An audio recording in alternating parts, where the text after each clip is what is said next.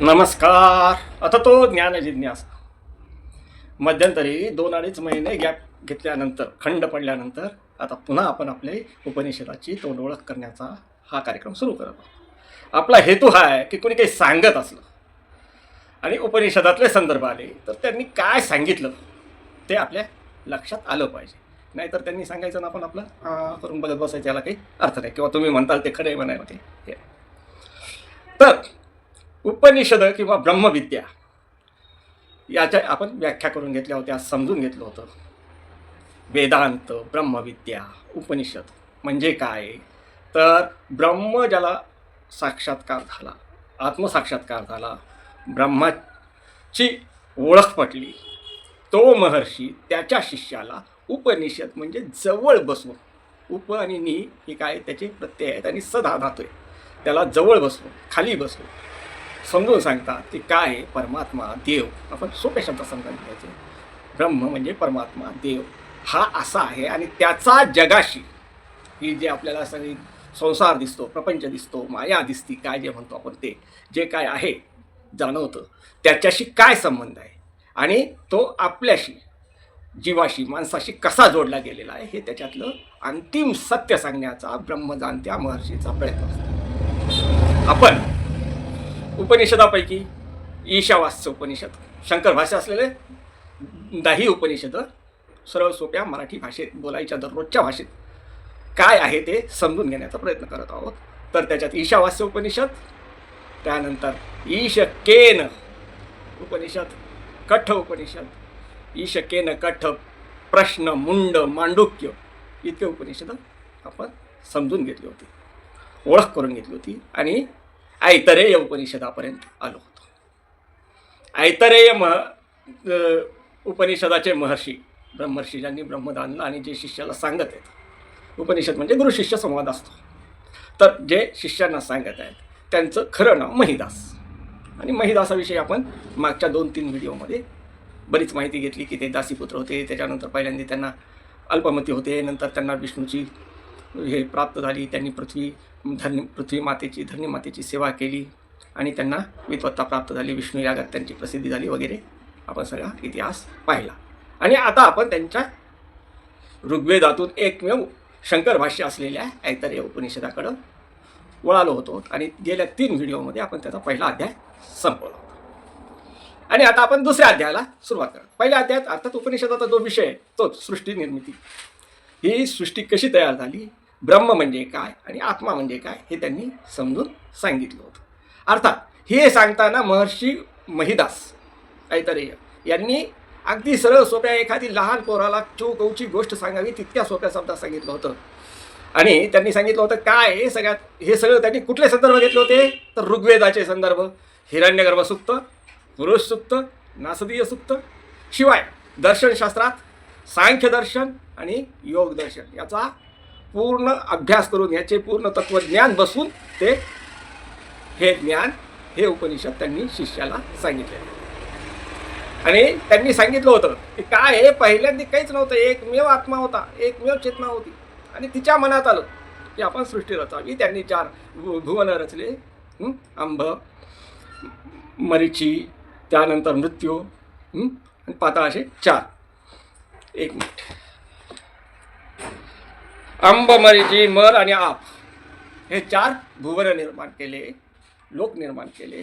आणि मग हे लोक तयार केल्यानंतर ह्या लोकांची व्यवस्था व्हावी म्हणून लोकपाल म्हणजे त्याचे एखादं ऑफिस थाटावं आणि त्याचे डिपार्टमेंट केले की मग त्या डिपार्टमेंटचे हेड लागतात, म्हणून त्याचे देव तयार केले आणि लोकपाल तयार केलं. लोकपालासाठी त्यांनी ब्रह्मदेवाची रचना करून त्या आपल्या पहिल्या याच्याप्रमाणे ब्रह्मदेवाच्या नंतर मग हाताखालच्या अजून असिस्टंट अशी रचना केली, म्हणून विशद केलं होतं. गोष्ट सांगितल्याप्रमाणे सांगत होते की त्या आत्म्याने केलं हे सगळं.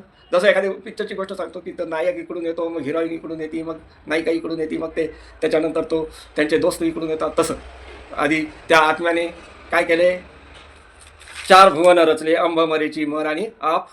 त्याचं ओळख करून दिली त्यांनी, हे कोणते कोणते लोक आहेत. त्यानंतर मग त्यांनी काय केलं, हे सगळे देवता तयार करण्यासाठी बीज रूपाने, तन्मात्रा रूपाने त्या सगळ्या समुद्रात काय तयार केले, एक अंडाकृती तयार केली आणि मग त्याच्यानंतर त्याच्यातून समुद्र म्हणजे आता आपण आजच्या विज्ञानात पाहतो प्लाझ्मा, हे सगळं जे आहे ते एक प्लाझ्मा आहे, किरणाचा समुद्र आहे. हां, ब्लॅक मॅटर म्हणतो, गॉड पार्टिकलचे मिळून हे सगळे ब्लॅक मॅटरचे हे सगळं ब्रह्मांड आहे. त्याच्यामध्ये हे आपले ग्रहगोल तयार झाले. आता विज्ञान सांगताय तेच हे ऋषी हजारो वर्षापूर्वी ऋग्वेद काळात सांगतायत. महत्त्व हे लक्षात घेण्यासारखं आहे. मग त्यांनी त्या गोळ्यातून मग हे तयार केलं. पहिल्यांदा त्याला त्या गोळ्याला तोंड तयार केलं. तिथं अग्निदेवाची स्थापना केली आणि ह्याच्यात ब्रह्मांडाच्या बाबतीत सूर्य तयार झाला. त्यानंतर डोळ्याचे छिद्र तयार केले. त्यानंतर नेत्रेंद्रिय तयार झाले. त्यानंतर कान तयार केले. श्रोत्रेंद्रिय आले म्हणजे कानं आले. त्यानंतर त्याच्या दिशा आल्या, त्वचा आले, त्याच्यावरती रोम आले, औषधी आणि वनस्पती, मोठे मोठे झाडं वगैरे तयार झाले. हृदय तयार झालं, तिथं मन आलं आणि ब्रह्मांडाच्या लेवलवर चंद्रमा तयार झाला. नाभी तयार केली. त्यानंतर तिथं अपानवायूची स्थापना केली आणि मृत्यूची देवता तयार झाली. त्यानंतर लिंग तयार केलं, तिथं वीर आलं आणि तिथं जल प्रजापती झाले. असे प्रजापती तयार केले. ब्रह्मांडाची रचना आणि सृष्टीची रचना त्यांनी इथं विशद केली होती. आणि मग त्याच्यानंतर दुसऱ्या खंडात मग ह्यांच्यासाठी अन्न कसं तयार करायचं याचा विचार केला. मग ह्याच समुद्रातले काही हे घेऊन म्हणजे पंचमहाभूतापासून त्यांनी घनस्वरूप अन्न तयार केलं. मग हे जे तन्मात्रा तयार केले होते ते म्हणे आम्हाला योग्य घर द्या. मग पहिल्यांदा घोडा आणला होता. घोड्याचं ते म्हणे हे काय आम्हाला योग्य नाही. त्यानंतर मग गाय आणली. गाईचं शरीरात सगळे जाऊन बघा म्हणे. गाईचं शरीर त्यांना आवडलं नाही, हे पुरेसं नाही म्हणून त्या देवतांनी सांगितलं. देवता म्हणजे इथं इंद्रिय येतात. इंद्रिया बीज स्वरूपात तयार केले, तन्मात्रा स्वरूपात केले. तर मग त्या इंद्रियासाठी योग्य घर म्हणजे त्यांनी पुरुषाचं म्हणजे मानवाचं शरीर तयार केलं आणि मग ते सगळे झाले. आणि ह्या तन्मात्रामध्ये त्यांनी भूक आणि तहानसुद्धा तयार केली होती. मग त्यांनी ह्या देवतांना सांगितलं, गोष्ट सांगितल्यासारखी सांगतात. हे जे बीज तन्मात्रा तयार झाल्या होत्या, बीज तयार झाले होते, त्याला त्या आत्म्यांनीच सांगितलं, परमात्म्यांनी सांगितलं जावा आपल्या आपल्या ठिकाणी बसा. मग वाघदेवता अग्नी बनून मुखात झाला. सूर्यदेवता प्राण बनून नाकात गेला. त्यानंतर दिशा कान बनून आपलं दिशा कर्णेंद्रिय बनून कानात गेले.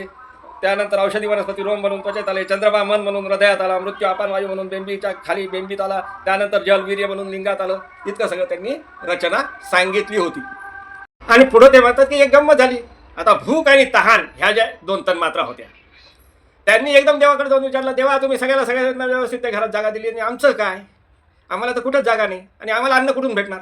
मग त्यांनी सांगितलं होतं की हे इंद्रिय जे जे घेतील त्याच्यानी आधी तुमची शांती होईल आणि नंतर इंद्रियाची तृप्ती होईल. इथं यज्ञाचं उदाहरण दिलं की जे काय हवी मिळेल तो तुम्हालाही त्याच्यात भागीदार म्हणून हिस्सा मिळेल.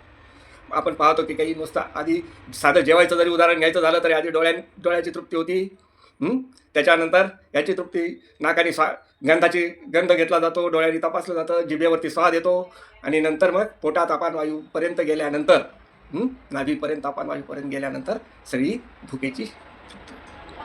तर इंद्रियाच्या तृप्तीबरोबरच आता हे जेवायचंच उदाहरण, काय संगीताचं घेतलं तरी कानाची तृप्ती होईल. त्याच्यानंतर एखादा अजून काही सुंदर सीन वगैरे घेतलं तरी ह्याच पद्धतीने डोळ्याची तृप्ती होईल, कानाची तृप्ती होईल, नाकाची तृप्ती होईल आणि आत्म्याची तृप्ती होईल. तर हे त्यांनी भूक आणि तहानेला तिथं जागा मिळवून दिली आणि अशा रीतीने सृष्टी आणि अन्न तयार झालं. मग हे अन्न कसं ग्रहण करायचं याच्याविषयी थोडीशी अशीच गोष्ट रंजक करून त्यांनी पुढं सांगितलेली आहे, मजेदार, की नाकाने नाही घेता येत, नुसत्या डोळ्यांना नाही घेता येत, नुसत्या तोंडात नाही घेता येत, सगळ्यांनी मिळून घ्यावं लागतं. आत्ताचंच उदाहरण मी जे सांगत होतो तेच ते पुढं रंगवून सांगितलं आलं की मग नाही तर नुसतं लाडू लाडू लाडू लाडू म्हणलं तरी पोट भरलं असतं, पण लाडू डोळ्याला दिसावे लागतात, हाताने स्पर्शही करावा लागतो, तोंडात यावं लागतात, त्याचा वासही यावं लागतो, त्याची चवही यावं लागते आणि मग जठराग्नी अपानवायूपर्यंत जाऊ नये तो शांत व्हावा लागतो, तेव्हा सगळी पूर्ण तृप्ती होते. नाहीतर नुसतं डोळ्याने पाहून तृप्ती झाली असती, नुसती कानाने पाहून तृप्ती झाली असते, असं ते रंजक पद्धतीने पुढं वर्णन करतात. आणि अशा रीतीने पहिला अध्याय इथं आपण संपवला होता. आणि पहिल्या अध्यायाच्या सगळ्यात शेवटी महत्त्वाचा भाग त्यांनी सांगितला होता की मग हे सगळं तयार केलं, यांनी यांचे कार्य सुरू केले, शरीरही मिळालं, ब्रह्मांडही तयार झालं. ब्रह्मांडाच्या लेवलवर सगळे चंद्र सूर्य तारे ग्रह सगळे व्यवस्थित तयार झाले, शरीराच्या लेवलवर सगळे इंद्रिय कार्यरत झाले, सगळीकडं भूक तहान क्षुधा तृप्ती वगैरे वगैरे सगळं करायची तयारी झाली. तर मग ह्या सगळ्यावरती नियंत्रण कोण ठेवल असं त्या आत्म्याने विचार केला आणि मग त्यांनी त्या शरीरात स्वतः प्रवेश करायचं ठरवलं आणि टाळूच्या तिथला भाग फोडून हे शब्द तिथं आलेत रंजक करण्याच्या दृष्टीने, गोष्ट समजून सांगण्याच्या दृष्टीने. तर ब्रह्मरंध्रातून आपण म्हणतो तसं टाळूच्या भागातून त्या आत्म्याने आतमध्ये प्रवेश केला आणि आतमध्ये त्यांनी जाऊन पाहिलं तर अजून एक महान तिथं सत्ता आहे आणि ती सत्ता कोण आहे? तर मग त्याच्या लक्षात आलं की सर्व व्यापक जो महाविष्णू आहे तो तिथं आहे, आणि हा तिथं गेला आणि त्यांनी पाहिलं, तो झाला जीवात्मा. आणि सर्व व्यापून सगळ्या ज्याच्या इच्छेने ही सृष्टी तयार झाली तो तिथंच होता, तो महाविष्णू किंवा ब्रह्म. आणि मग जीवात्म्याने म्हणलं की अरे अरे मी पाहिला मला अनुभव आला, मी ब्रह्म पाहिलं. आणि मग तो तदेंद्र म्हणला. आणि त्याचाच पुढं इंद्र, तस्मात इदद्रो नामे दंद्रो हवै नाम तमी इंद्र संत इंद्र इत्याचक्षसे परीक्षेन परोक्ष प्रिया इव देवा परोक्ष प्रिया इव ही देवा. तर मग त्याला त्यांनी ब्रह्म जाणलं. आणि असं आतमध्ये अंतर्मना शिरून ब्रह्मरंध्राच्या साह्याने सगळे सप्त चक्र जागृत करून सगळ्या नाड्या स्थिर करून जो देवाला जाणतो, महाविष्णूला जाणतो, ब्रह्माला जाणतो, तो जीवात्माच देवाला प्रिय असतो. इथं आपला पहिला आत्तापर्यंतचा सगळा अभ्यास संपला होता. आणि आता इथून पुढं आजच्या आपल्या विषयाची सुरुवात होते आहे. तर दुसरा अध्याय सुरू होतो. आणि दुसऱ्या अध्यायाचा पहिला मंत्र ओम पुरुषवा अयमादेतो येते तद्वेत. प्रथम असे पहा की हा संसारी जीव पुरुष शरीरात वीर्य रूपाने बनतो. आणि इथून त्यांनी सांगितलं होतं की आत्म्याच्या 3 स्थिती वेगवेगळ्या ठिकाणी असतात. आणि हा आत्मा जीवात्मा कसा तयार होतो ब्रह्मापासून ते त्यांनी सांगतात. आठवून पहा, आपण कठोपनिषदात शिकलो होतो. नचिकेताला समजून सांगितलं होतं यमानी. आणि यमाला त्यांनी विचारलं होतं की अरे हे आत्मा म्हणजे खरंच असतो का, मेल्यानंतर काय होता, हा त्याचा शेवटचा प्रश्न होता नचिकेताचा. आणि यमदेवानी धर्मराज यमदेवानीच त्याला समजून सांगितलं होतं. त्याच्यावर खुश होऊन ते आपण त्या उपनिषदात बरंच डिटेलमध्ये पाहिलं होतं.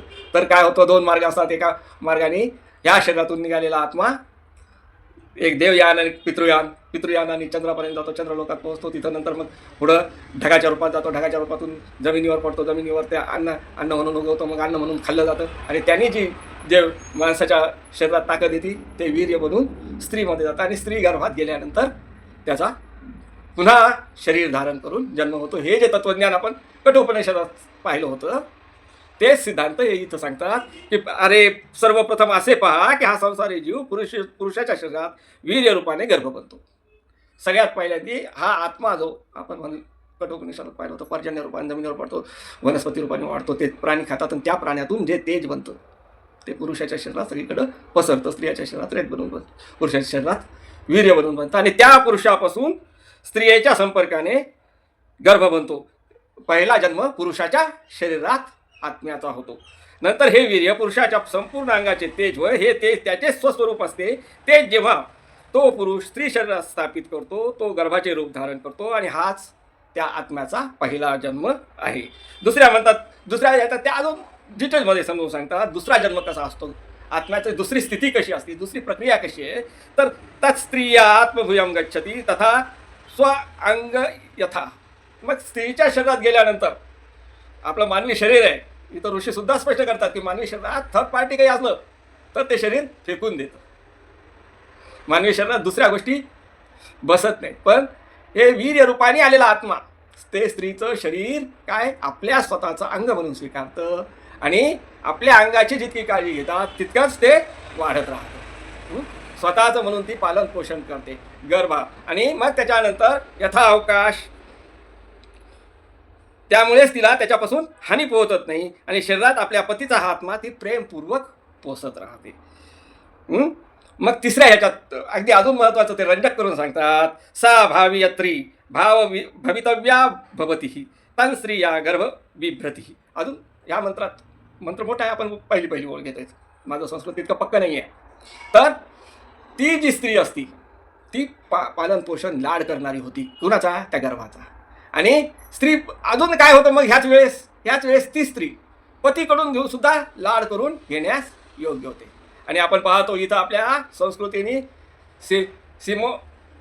सीमंतोनयन वगैरे संस्कार लावलेले आहेत. पहिला संस्कार तिथं होतो की पतीने स्त्रीची काय करून द्यायची, वेणी घालून द्यायची, काळजी घ्यायची, तिचा पूर्ण शृंगार करून द्यायचा, तिला फुलांनी सजवायचं, तिला काय हवं नको ते विचारायचं. हा पहिला आपला सीमंतोन्नयन संस्कार गर्भसंस्कारातला. तर ते सगळे लाड करून घेणारी होती आणि लाड करणारी सुद्धा होती. आणि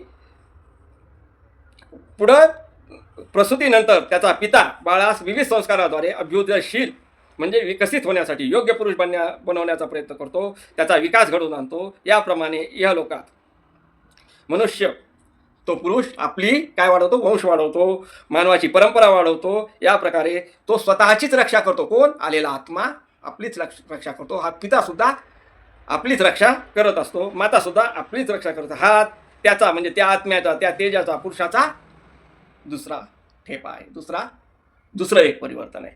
मूल झालं तर मुलाचा लाड करण्यात आणि त्याला योग्य पुरुष बनवण्यात, संस्कार करण्यात, श्रीमंत नयनापासूनचे पुढचे सगळे संस्कार आले. मग त्याच्या उपनयनाला सगळं चालं.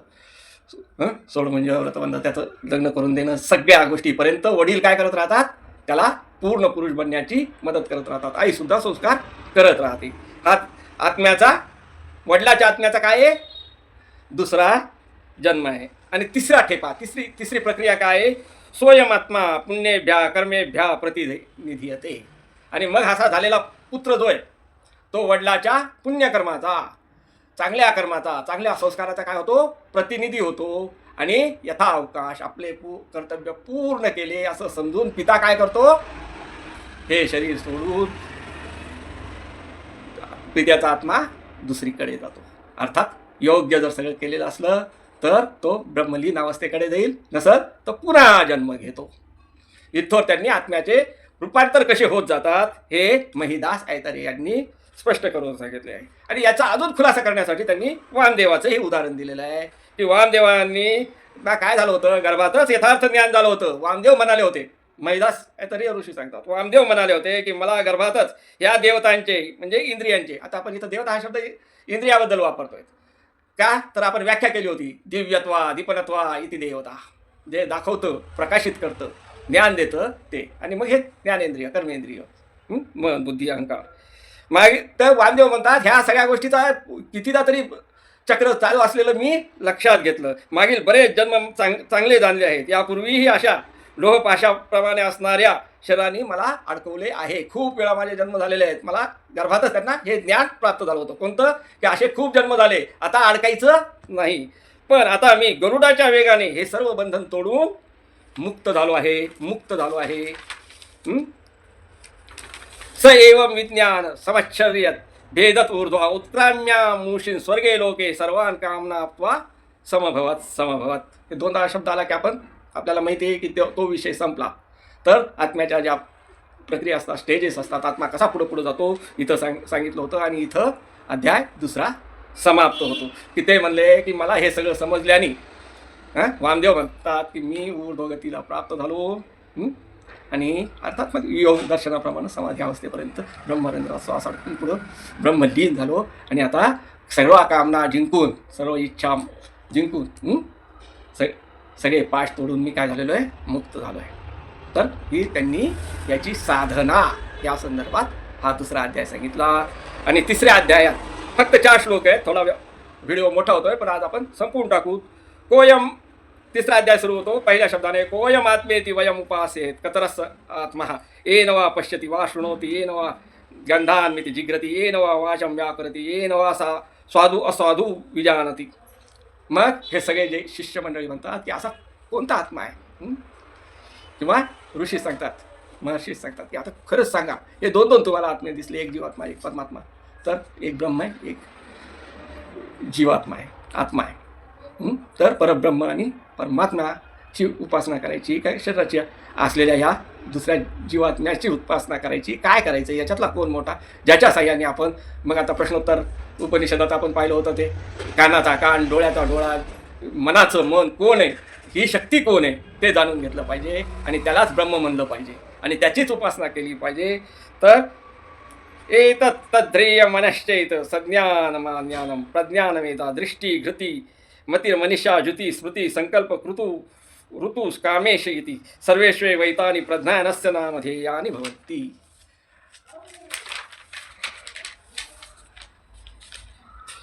चाश्व गावा पुरुषा हस्तिनो यत्किंचित् प्राणी जंगम यत्पत्री यच्च सर्वस्थावरम तत्प्रज्ञान नेत्रम प्रज्ञाने प्रतिष्ठिता प्रज्ञान नेत्रम लोका प्रज्ञान प्रतिष्ठा प्रज्ञानम ब्रह्म. आणि हा ऋग्वेदाचा वेद वाक्य घोष आहे. ऋग्वेद म्हणलं की हे एकच वाक्य आहे, कोणतं, प्रज्ञानम ब्रह्म, ज्ञान हेच ब्रह्म आहे आणि ज्ञानाचीच उपासना करायची आहे. मग ते सांगतात कोणत्या कोणत्या आहेत? सज्ञान म्हणजे चेतना, अज्ञान जे आदेश देण्याची क्रिया करतो, विज्ञान जे सखोल जाणण्याची क्रिया करतो, प्रज्ञान जे हजर जबाबी चटकन सुचणं का तात्काळ उपाय करतो, मेधा धारण करण्याची वृत्ती, साठवण करण्याची वृत्ती, दृष्टी इंद्रिय ज्ञान, त्यानंतर वृत्ती धारणाशक्ती, मती विचार करण्याची शक्ती, मनीषा इच्छा करण्याची शक्ती, ज्युती स्मृती संकल्प करण्याची शक्ती, निश्चय ऋतू म्हणजे कर्म, त्यानंतर असूत प्राणाच्या क्रिया, काम वासना इच्छा करण्याची शक्ती, वश अट्टहास करण्याची शक्ती, हे सगळे काय आहेत? ब्रह्मचे ब्रह्मा, हे सगळे ब्रह्माचेच लक्षण आहेत, ब्रह्माचेच दुसरे अंग आहेत. तर आपण काय आहे? त्याच ब्रह्माची उपासना केली पाहिजे. हे हृदय, हे जे हृदय आहे तेच मन आहे. सम्यक ज्ञान हीच शक्ती आहे. आज्ञा देण्याची शक्ती, विविध रूपाने जाणण्याची शक्ती, धारण करण्याची शक्ती, पाहण्याची शक्ती. एष ब्रह्मेश एष प्रजापतिरिति येते सर्व एमानी च पंचमहाभूतानि पृथ्वी वायू आकाश आपो ज्योतिषी इत्यादी सर्व निर्माणाश्च शूद्रामि श्रवैव बीजानि तराणि चेतारन् इतराणि अंडानि च चारुजानि च अश्वा च गावा च पुरुषा हस्तिनो यत्किंचित् सर्व प्रतिजंगम जंगम यत्पत्री च यच्च स्थावरम सर्व तत्प्रज्ञानेत्रम प्रज्ञानां प्रविष्टति प्रज्ञानेत्रो लोकां प्रज्ञा प्रविष्टः प्रज्ञानम ब्रह्म. हे सगळं जाणण्याची जो शक्ती देतो, ती जी सत्ता आहे, ते जे सर्वोच्च सत्य आहे तेच ब्रह्म आहे. स एता आणि ब्रह्मात्म्याना लोकदूतम उत्क्रांती मनीष सर्गे लोके सर्वान कामनात्वा अमृत समभवत. आणि इथं हा तिसरा अध्याय संपतो. हे सगळं जाणून वामदेव मुनी सर्व कामना इच्छा वासना आकांक्षा जिंकून स्वर्गलोकाला पोहोचले. प्रज्ञानम ब्रह्म आहे. तुम्हीच ही जगी सगळे जे लक्षण ज्या शक्तीचे त्याची उपासना करायची. ब्रह्म ज्ञान म्हणजे ज्ञान आणि ज्ञान मिळवण्याची जी शक्ती आहे तेच ब्रह्म आहे. आणि इथं ऐतरेय उपनिषद परिपूर्ण होत आहे. सोप्या शब्दात एखादी गोष्ट सांगावी अशा पद्धतीने महर्षी महिदास ऐतरेय यांनी हे उपनिषद सांगितले. तर इथं आपणही विराम घेऊ. पुढच्या बारीला तैतरेय म्हणजे गुरुकुलातला उपदेश सांगणारं उपनिषद आपण चर्चेला घेऊ. धन्यवाद.